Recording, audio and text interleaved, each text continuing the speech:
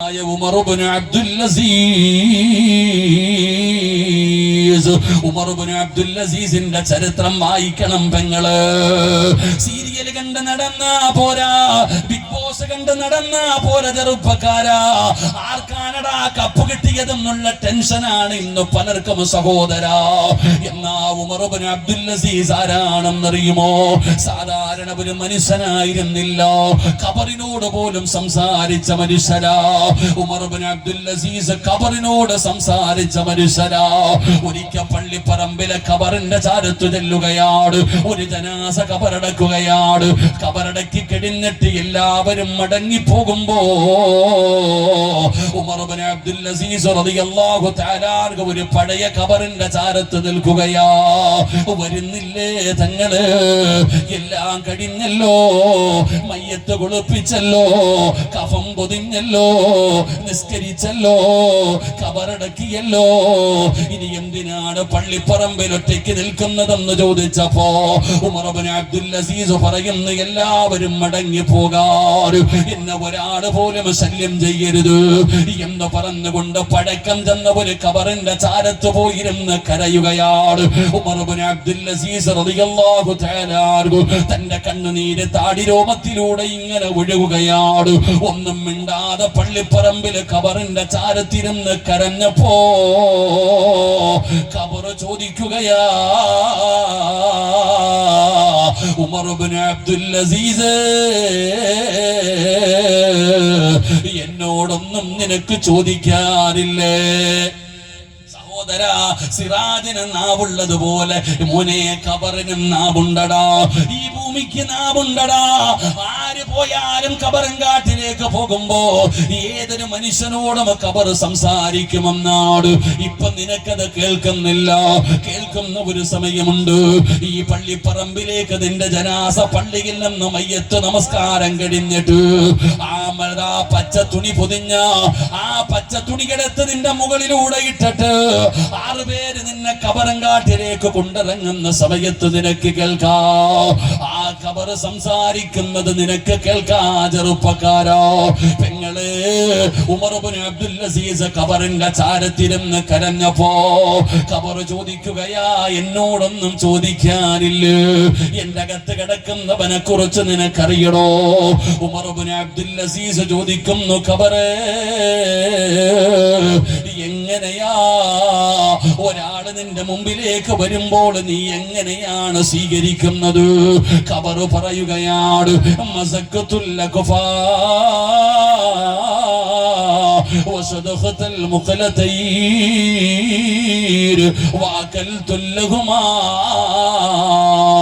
ഖബർ പെരുമാറുന്നത് എങ്ങനെയാണെന്ന് പറയുമ്പോ സുബ്ഹാനല്ലാഹ് നിലവിളിച്ചുകൊണ്ട് ഉമർ ഇബ്നു അബ്ദുൽ അസീസ് പിടഞ്ഞു വീഴുകയാ. 2 ചെവിയും അങ്ങ് പൊത്തിപ്പിടിക്കുകയാണ്. പറയല്ലേ, പറയല്ലേ ഖബറേ, എന്നോട് പറയല്ലേ. കരഞ്ഞ് കരഞ്ഞ് കരഞ്ഞ് ഖബറിന്റെ മുകളിൽ കിടന്ന് പിടയുമ്പോ ആ ഖബർ ഉമർ ഇബ്നു അബ്ദുൽ അസീസിനോട് പറയുകയാ, അല്ലദുല്ലുക അലാ അഖ്ഫാനി ലാ തുബിലാ. രക്ഷപ്പെടാനുള്ള വഴി പറഞ്ഞു കൊടുത്തെന്ന് ചരിത്രം പറയുമ്പോ ആ ഉമർ ഇബ്നു അബ്ദുൽ അസീസിന്റെ ചരിത്രം പഠിക്കണം പെങ്ങള്. മരണമടുത്തെന്ന് മനസ്സിലാവുകയാണ്. അല്ലാഹുവിനെ ഭയന്ന് ജീവിച്ച മനുഷ്യനാണ്. ഒറ്റയ്ക്കിരുന്ന് കരഞ്ഞ മനുഷ്യനാണ്. പാതിരാത്രി മുഴുവനും സുജൂദിൽ കിടന്ന് കരഞ്ഞ മഹാനാ ഉമർ ഇബ്നു അബ്ദുൽ അസീസിന് തന്റെ മരണം മനസ്സിലായി. മരണമടുത്തെന്ന് മനസ്സിലായപ്പോ പോയി കുളിച്ച് റെഡിയാവുകയാണ്. എന്നിട്ട് റബ്ബേ, മരിക്കാൻ തയ്യാറായി തന്റെ റൂമിന്റെ അകത്തേക്ക് കടന്നു വന്നു. അതാ പടച്ചവനെ കഫം തുണി എടുത്തുകൊണ്ട് അടുത്ത് വെച്ചു.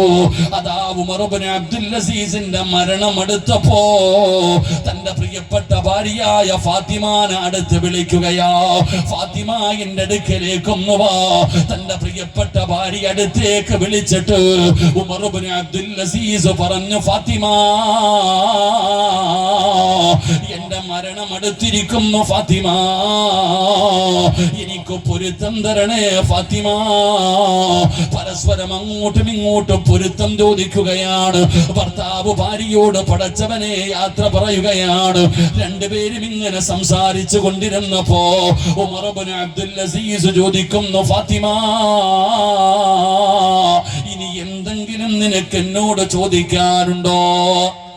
ഇനി എന്തെങ്കിലും നിനക്ക് എന്നോട് ചോദിക്കാനുണ്ടോ?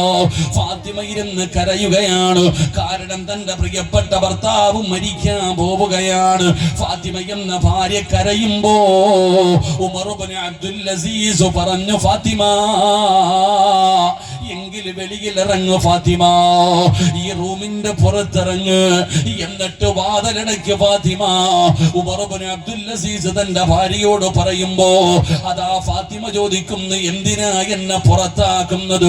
നിങ്ങൾ മരിക്കാൻ പോവുകയല്ലേ, ഈ സമയത്തല്ലേ നിങ്ങളുടെ ചാരത്ത് നിൽക്കേണ്ടത്, നിങ്ങൾക്ക് ഖിദ്മത്ത് ചെയ്യേണ്ടത്, എന്തിനാണ് നിങ്ങൾ എന്നെ പുറത്താക്കുന്നതെന്ന് ചോദിക്കുമ്പോ ഉമർ ഇബ്നു അബ്ദുൽ അസീസ് പറഞ്ഞ മറുപടി, ഫാത്തിമ, ഇഷ്ടമില്ലാഞ്ഞിട്ടല്ല, വെറുപ്പുള്ളത് കൊണ്ടല്ല, പിന്നെ എന്തിനാണ് നിന്നെ റൂമിന്റെ പുറത്തിറങ്ങി വാതിലടയ്ക്കാൻ പറയുന്നതെന്നറിയുമോ? ഇന്നഹൂ, അവിടെ നിന്ന് പറയുന്നു, ഫാത്തിമ, അതാ അതിഥികൾ വരുന്നു ഫാത്തിമ, മനുഷ്യനും ജിന്നുകളുമല്ലാത്ത ഒരു വിഭാഗം എന്നെ കാണാൻ വരുന്നു ഫാത്തിമ, നീ എന്റെ അടുക്കൽ നിൽക്കല്ലേ, സ്നേഹമുണ്ടെങ്കിൽ പുറത്തിറങ്ങു ഫാത്തിമ, അതിഥികൾ വരാ സമയമായി ഫാത്തിമ. മനസ്സില്ല മനസ്സോടെ തന്റെ ഭർത്താവിന്റെ വാക്ക് കേട്ടിട്ട് ഫാത്തിമ പുറത്തിറങ്ങുകയാണ്, വാതിലടയ്ക്കുകയാണ്. കണ്ണ് നിറയുന്നുണ്ട്, കാരണം തന്റെ ഭർത്താവ് റൂമിനകത്ത് മരണത്തോട് മല്ലടിച്ചു കൊണ്ട് കിടക്കുകയാണ്. ഭാര്യ വെളിയിൽ ഇറങ്ങിയിട്ട് വാതിലടച്ചിട്ട് നിൽക്കുകയാണ്. ഫാത്തിമ ചിന്തിക്കുന്നു, ആരാ പടച്ചവന് എന്റെ ഭർത്താവിന്റെ മുമ്പിലേക്ക് കടന്നു വരുന്ന അതിഥികളാരാ? അറിയണമല്ലോ, അറിയണമല്ലോ. അതാ അടച്ചിട്ടിരിക്കുന്ന വാതിലിന്റെ പഴുതിലൂടെ ഫാത്തിമ എന്ന് പറയുന്ന പ്രിയപ്പെട്ട ഭാര്യ ഒളിഞ്ഞു നോക്കുമ്പോ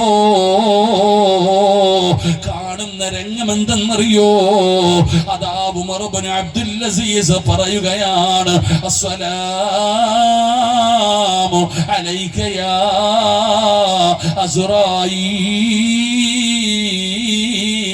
അസ്റായീൽ. അല്ലാഹുവേ, തന്റെ റൂഹ് പിടിക്കാൻ വരുന്ന മലക്കിനോട് സലാം പറയുകയാ, അസ്സലാമു അലൈക യാ അസ്റായീൽ, മർഹബാ. പടച്ചവരെ, തന്റെ റൂഹ് പിടിക്കാൻ വരുന്ന മലക്കിനോട് സലാം പറഞ്ഞിട്ട് അവിടെ നിന്ന് സ്വീകരിക്കുകയാണ്. റബ്ബേ, ഫാത്തിമയുടെ കണ്ണും കാല് വിറയ്ക്കുകയാണ്, കണ്ടടങ്ങൾ നിറഞ്ഞു ഒഴുകുകയാണ്. തന്റെ ഭർത്താവിന്റെ റൂഹ് പിടിക്കുന്നതിന് വേണ്ടി മലക്കുകൾ കടന്നു വന്നിരിക്കുകയാണ്. റബ്ബേ, തന്റെ ഭർത്താവ് എങ്ങനെയാണ് മരണപ്പെടുന്നതെന്ന് കാണാൻ, എങ്ങനെയാണ് തന്റെ ഭർത്താവ് മരിക്കുന്നതെന്ന് കാണാൻ ഫാത്തിമ രണ്ടാമതും റൂമിലേക്ക് ഒളിഞ്ഞു നോക്കുമ്പോ പെങ്ങളെ ഉമർ ഇബ്നു അബ്ദുൽ അസീസ് റളിയല്ലാഹു തആല അൻഹു ഖുർആൻ ഓതുന്നു. പെങ്ങളെ, ഉമ്മമാരെ, അല്ലാഹുവിന്റെ വിശുദ്ധമായ ഖുർആൻ പടച്ചവരെ മലക്കുകൾ റൂഹ് പിടിക്കുന്നതിന് വേണ്ടി ഇറങ്ങി വന്ന അവസാന സമയത്ത് ഉമർ ഇബ്നു അബ്ദുൽ അസീസ് ഖുർആൻ ഓതുകയാ. ഏതായത്താ ഓതിയതെന്ന് അറിയുമോ? ചെറുപ്പക്കാരാ, സാധാരണ ആയത്തല്ല. ഉമർ ഇബ്നു അബ്ദുൽ അസീസ് പാരായണം ചെയ്ത ആയത്തേതെന്നറിയുമോ? തിൽക്കദ്ദാറുൽ ആഖിറതു നജഅലുഹാ ലില്ലദീന ലാ യുരീദൂന ഉലുവൻ ഫിൽ അർളി വലാ ഫസാദാ വൽ ആഖിബതു ലിൽമുത്തഖീൻ. റബ്ബേ, സ്വർഗ്ഗത്തെ കുറിച്ച് പറയുന്ന ആയത്താണ്. തിൽക്കദ്ദാറുൽ ആഖിറതു നജഅലുഹാ ലില്ലദീന ലാ യുരീദൂന ഉലുവൻ ഫിൽ അർളി വലാ ഫസാദാ. പടച്ചവനെ, വാതിലിന്റെ പഴുതിലൂടെ ഒളിഞ്ഞു നോക്കുന്ന തന്റെ പ്രിയപ്പെട്ട ഭാര്യയായ ഫാത്തിമയോടും മരിക്കുന്ന സമയത്ത് ഉമർ ഇബ്നു അബ്ദുൽ അസീസ് അവിടുന്ന് വിളിച്ചു പറഞ്ഞു, ഫാത്തിമ, നല്ല മരണം വേണോ ഫാത്തിമ? നല്ല മരണം വേണോ ഫാത്തിമ? റൂഹ് പിടിക്കുന്നതിന് വേണ്ടി മലക്കുകൾ കടന്നു വന്നപ്പോ ഉമർ ഇബ്നു അബ്ദുൽ അസീസ് വിളിച്ചു പറയുകയാ, കരഞ്ഞ് നിറകണ്ണുകളോടെ വാതിലിന്റെ പഴുതിലൂടെ ഒളിഞ്ഞു നോക്കുന്ന ഭാര്യയോട് ഉമർ ഇബ്നു അബ്ദുൽ അസീസ് പറഞ്ഞു, ഫാത്തിമ, ഈമാനുള്ള മരണം വേണോ? നല്ല മരണം വേണോ? വെറുതെ കിട്ടില്ല ഫാത്തിമ. വൽആഖിബത്തു ലിൽമുത്തഖീൻ. അല്ലാഹുവിനെ ഭയന്ന് ജീവിക്കുന്നവർക്ക് അല്ലാഹു കൊടുക്കുന്ന സമ്മാനമാ. അത് പടച്ചവനെ ഭയന്ന് ജീവിക്കുന്നവർക്ക് അല്ലാഹു കൊടുക്കുന്നതാ ഫാത്തിമ. മുഖത്തേക്ക് തുണിയെടുത്തിട്ട് അശ്ഹദു അല്ലാ ഇലാഹ ഇല്ലല്ലാഹ്, ഷഹാദത്ത് കലിമ പറയുകയാണ്. അനക്കമില്ല പെങ്ങള്. വാതിലിന്റെ പഴുതിലൂടെ വാതില് തുറന്നിട്ട് ഫാത്തിമ ഓടിച്ചെന്ന് നോക്കുമ്പോ എന്തൊരു സുഗന്ധമെന്നറിയോ?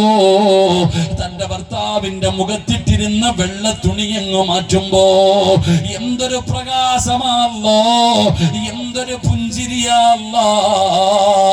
പടച്ചവനെ, ഉമർ ഇബ്നു അബ്ദുൽ അസീസിന്റെ ജനാസ കണ്ടവര് മുഴുവനും പറയുകയാണ്, എന്തൊരു മരണമാ തമ്പുരാര്, എന്തൊരു സുഗന്ധമാ തമ്പുരാര്, എന്തൊരു പുഞ്ചിരിയാ തമ്പുരാര്. ഉറങ്ങുന്നവനെ പോലെ കിടക്കുന്നല്ലോ. പെങ്ങളെ, ഉമർ ഇബ്നു അബ്ദുൽ അസീസ് തങ്ങളുടെ ജനാസ കുളിപ്പിച്ചു. അവിടുന്ന് കഫം പൊതിഞ്ഞു, നിസ്കരിച്ചു. പള്ളിയിൽ കൊണ്ടുപോയിട്ട് 6 അടി മണ്ണിലേക്ക് ജനാസ ഇറക്കി വെച്ചു. പലകയെടുത്ത് നിരത്തി, മിൻഹാ ഖലഖനാകും വഫീഹാ നുഈദുകും വമിൻഹാ നുഖ്രിജുകും താറത്തൻ ഉഖ്റാ എന്ന് പറഞ്ഞുകൊണ്ട് എല്ലാവരും പിടിമണ്ണ് വാരിയിട്ടു. സാധാരണ ജനാസ കബറടക്കി കഴിഞ്ഞാൽ എല്ലാവരും പിരിഞ്ഞു പോകുമല്ലോ. എന്നാ ഉമർ ഇബ്നു അബ്ദുൽ അസീസിന്റെ ജനാസ കബറടക്കാൻ വന്ന ഒരാളും പിരിഞ്ഞു പോകുന്നില്ല. എല്ലാവരും പള്ളിയുടെ മുമ്പിൽ ഒരുമിച്ച് കൂടുകയാ. എല്ലാരും പള്ളിയുടെ മുമ്പിൽ ഒരുമിച്ച് കൂടി. എന്നിട്ട് പടച്ചവനെ വലിയ ചർച്ചയായി. പടച്ചവനെ, എന്തൊരു മരണമാണ് തമ്പുരാന്. മയ്യത്ത് കുളിപ്പിച്ചവരും കഫം പൊതിഞ്ഞവരും ചുമന്നവരും നിസ്കരിച്ചവരും കബറടക്കിയവരും എല്ലാവരും പറയുന്നു, വല്ലാത്ത സുഗന്ധമാ. ഒരു നാട് മുഴുവനും ചർച്ചയായി. ഒരു നാട് മുഴുവനും ചർച്ചയായി. എങ്ങനെയാണ് പടച്ചവനെ ഇതുപോലെ ഒരു മരണം കിട്ടിയത്? ആ ജനാസ കബറടക്കാമെന്നവര് മുഴുവനും രണ്ടാമതും ഉമർ ഇബ്നു അബ്ദുൽ അസീസിന്റെ വീട്ടിലേക്ക് പോവുകയാണ്.